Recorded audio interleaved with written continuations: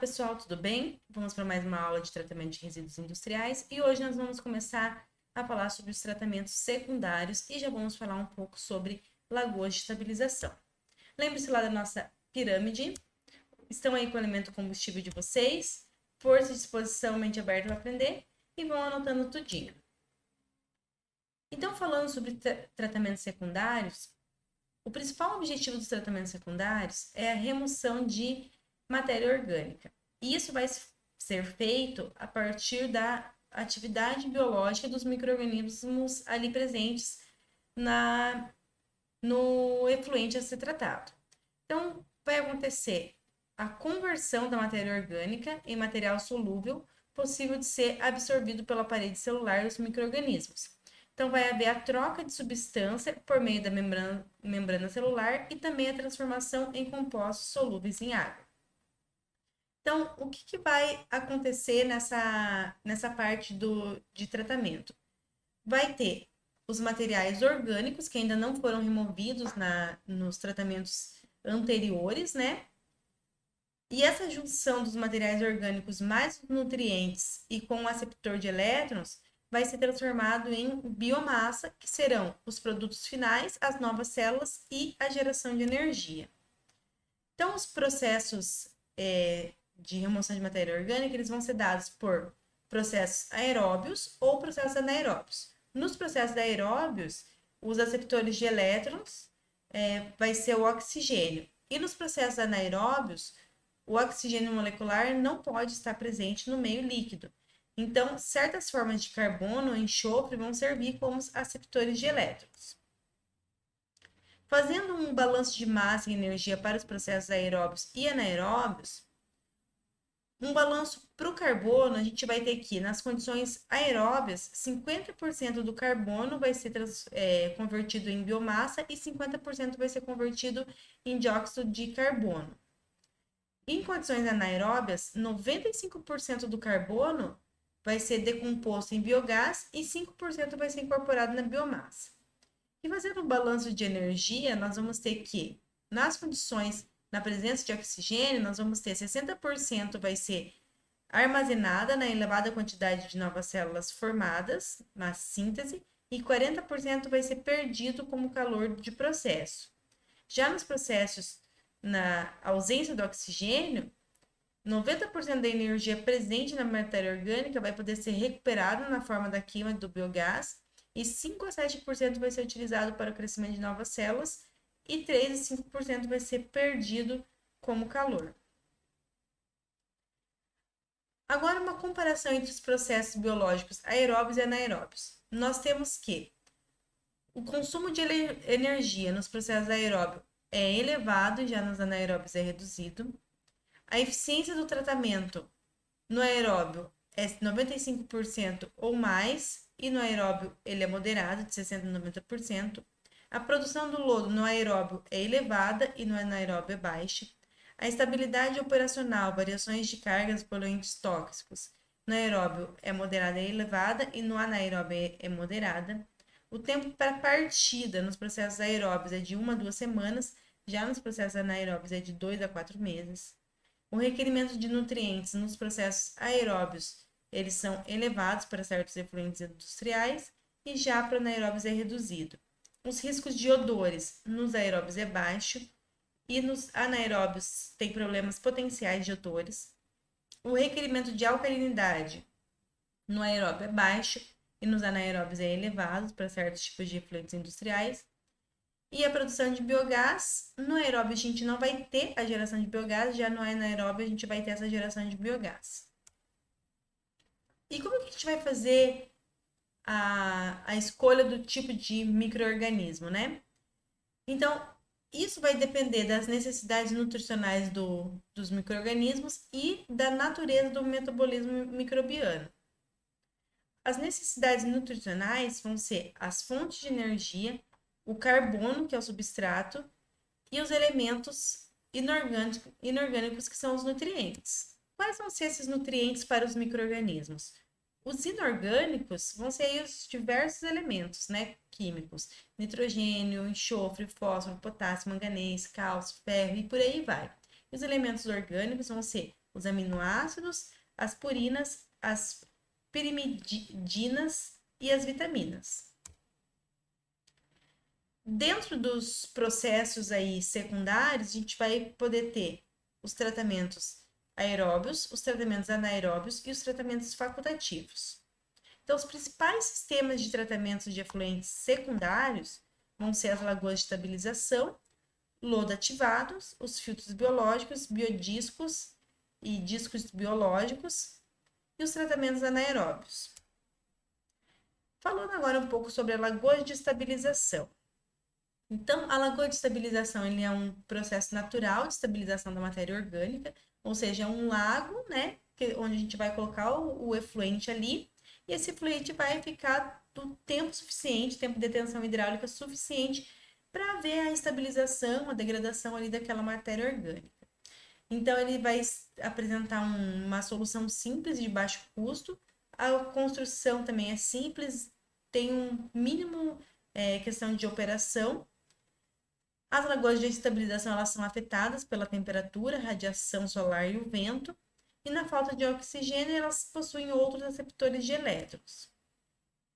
Então, essas lagoas de estabilização elas são indicadas para regiões de climas quentes e países em desenvolvimento, devido aos seguintes aspectos: suficiente disponibilidade de área e um grande número de localidades, porque como a gente precisa deixar ali o efluente tempo suficiente para haver essa degradação da matéria orgânica, então a gente precisa de grandes áreas para as construções dessas lagoas.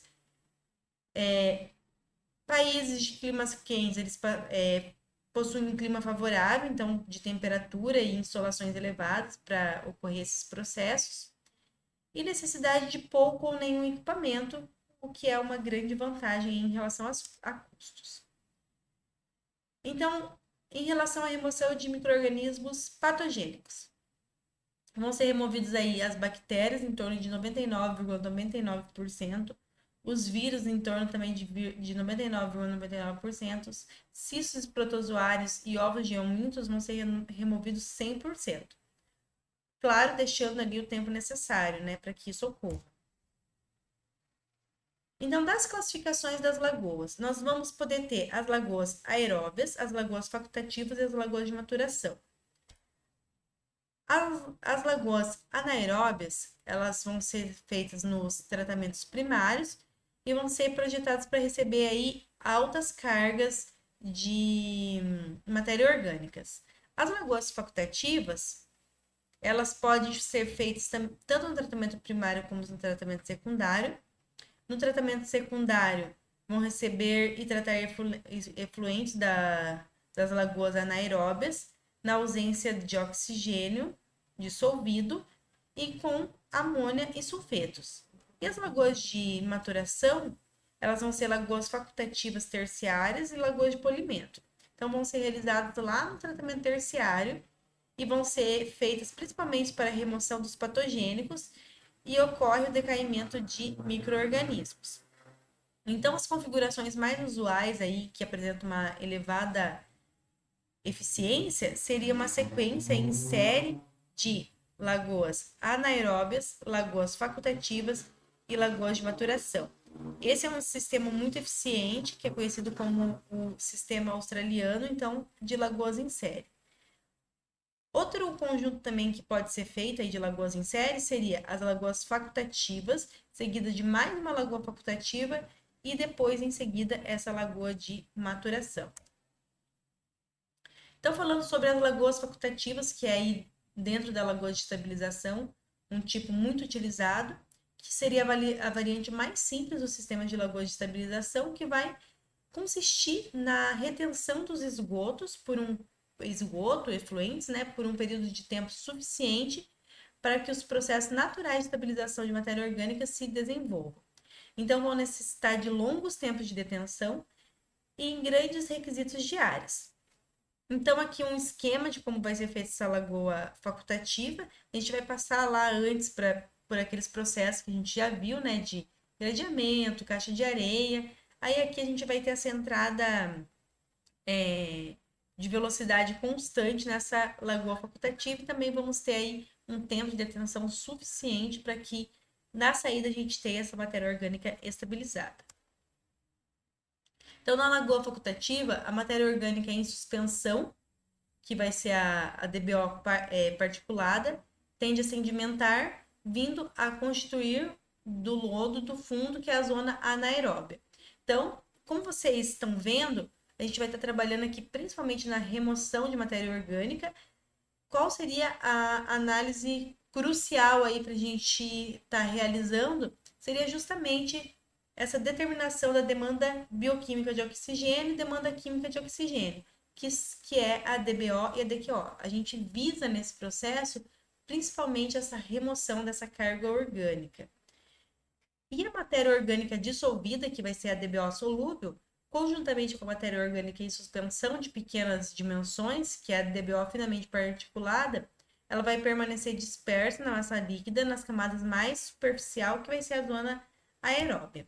Então, a lagoa facultativa, como o próprio nome já diz, né, ela é facultativa, isso quer dizer que ela vai trabalhar tanto na presença como na ausência do oxigênio. Na lagoa facultativa, nós vamos ter as zonas, né? A zona onde nós vamos ter aqui principalmente os micro-organismos que atuam nessa fase aeróbia.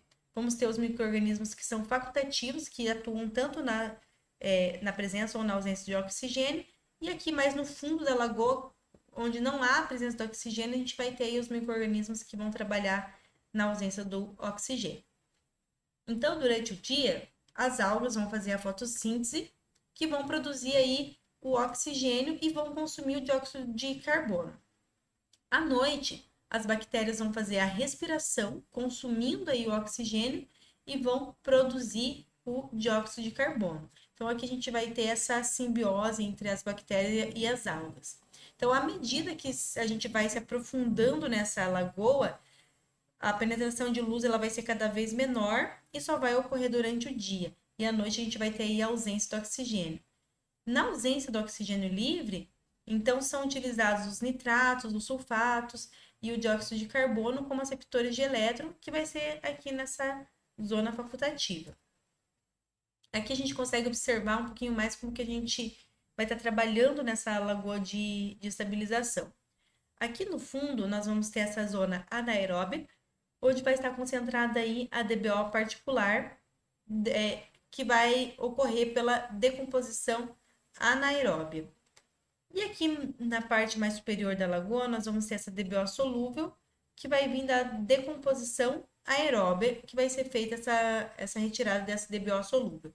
Então, a gente consegue observar que o ciclo, né? As bactérias, elas vão produzir o CO2, e onde as algas vão consumir o CO2 e vão produzir o oxigênio. E as bactérias vão consumir esse oxigênio. Então, aqui as algas e bactérias, elas vão estar aqui nessa perfeita simbiose. Na lagoa facultativa, a gente vai ter o fenômeno de estratificação térmica, justamente pela profundidade da lagoa. Então, na camada superior, nós vamos ter a camada quente, que não vai se misturar com a camada inferior, que é a camada fria. À medida em que se vai se aprofundando na lagoa, a gente vai ter um grande decréscimo da temperatura. E isso vai ser acompanhado por um elevado acréscimo da densidade e da viscosidade, que vai ser o fenômeno que a gente vai chama de termoclina. Então, a estratificação ela pode ser quebrada por meio de um mecanismo de mistura natural ou inversão térmica. Agora vamos falar um pouquinho sobre as questões de projeto de uma lagoa de estabilização. A lagoa de estabilização, ela vai ter a área requerida de acordo com a carga de DBO e a taxa de aplicação superficial, porque a gente está falando de remoção dessa carga orgânica. Então, a gente vai trabalhar para o dimensionamento dessa lagoa de acordo com a carga orgânica, né, que a gente está colocando dentro dessa lagoa, e a taxa de aplicação superficial, que seria o quê? A quantidade da matéria orgânica por hectare num dia. Então, a gente vai estar trabalhando com esses dois parâmetros. Essa taxa de aplicação superficial aqui, ela pode ser dada por correlações empíricas, onde aqui a gente vai entrar com a temperatura em graus Celsius e vamos ter aqui duas correlações empíricas para essa taxa de aplicação superficial. O volume da lagoa, né, ele vai ser calculado aí multiplicando o tempo de detenção hidráulica pela vazão volumétrica. E aqui a gente tem algumas equações para diferentes arranjos aí de lagoa de estabilização, onde a gente vai levar em consideração aqui alguns parâmetros, como concentração de DBO no afluente, concentração de DBO solúvel no efluente, essa constante de remoção de DBO, o tempo de detenção total, o número de lagoas em série, o número de dispersão, o coeficiente de dispersão longitudinal, a velocidade média de percurso no reator e o comprimento do percurso longitudinal no reator. Então, aqui a gente tem esses diferentes arranjos de lagoa de estabilização em série, com e sem agitação e tudo mais, e aqui nós temos equações empíricas aí para esse cálculo de DBO no efluente dessas lagoas facultativas. Na lagoa facultativa, nós vamos encontrar a DBO solúvel mais a DBO particulada e vamos ter ali os sólidos em suspensão, cerca de 60% a 90% referente às algas. Nós vamos desconsiderar a DBO das algas. Para a gente calcular esse coeficiente de remoção de DBO, nós vamos ter algumas equações empíricas. Então, temos aí duas equações de dois autores diferentes, onde nós vamos levar em consideração ali a taxa de aplicação superficial para calcular esse coeficiente de remoção de DBO. As lagoas putativas, elas podem ter diferentes arranjos. Nós podemos ter as lagoas em série, onde nós vamos possuir aí uma maior eficiência do que uma lagoa única, com o mesmo tempo de detenção. A sobrecarga na primeira célula deve possuir uma maior área devido a essa maior sobrecarga na primeira célula da lagoa de estabilização. Então, aqui nós conseguimos ver uma lagoa em série, onde as duas primeiras lagoas elas vão ter uma maior área, justamente devido a essa maior carga aí, e as lagoas seguintes vão ter aí menores áreas. A gente pode ter também lagoas em paralelo. Elas vão possuir a mesma eficiência do que uma única lagoa, só que elas possuem uma maior flexibilidade e uma maior garantia aí nesse processo de remoção de matéria orgânica. Então, pessoal, a nossa aula de hoje seria sobre isso, começando aí falando sobre os tratamentos secundários, que visam principalmente a remoção de matéria orgânica, e começamos a falar sobre a lagoa facultativa, que é um tipo de tratamento secundário, vamos dizer assim, mais simples, que nada mais é do que você dar o tempo suficiente para que a matéria orgânica presente no seu efluente se estabilize. Espero que tenha ficado claro. Obrigada pela atenção de vocês e até a próxima aula. Tchau, tchau!